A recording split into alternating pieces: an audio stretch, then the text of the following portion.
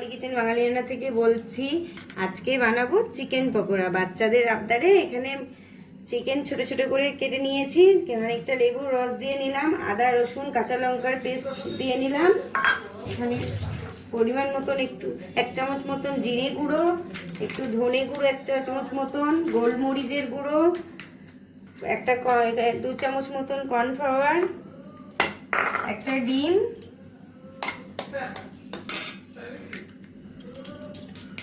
সোয়া sauce দিয়ে নিলাম, নামটা আমি ভুলে গেছিলাম তাড়াতাড়ি করতে গিয়ে, আর পরিমাণ মতন লবণ দিয়ে আমি ভালো করে মাখিয়ে রেখে দেবো। লাল লঙ্কার গুঁড়ো দিয়ে নিলাম,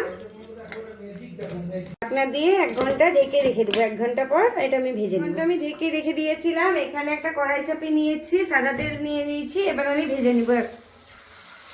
1 ভাজা করে ভেজে একবার করে ভাজলাম, দিয়ে তুলে নিলাম। ভেজে নিয়েছি। এখানে কর্নফ্লাওয়ার, রুল ময়দা, একটা ডিম মিশিয়ে নিয়েছি। এবার আমি একটা ব্যাটার তৈরি করে নিয়েছি, আর একবার করে ভেজে নেব।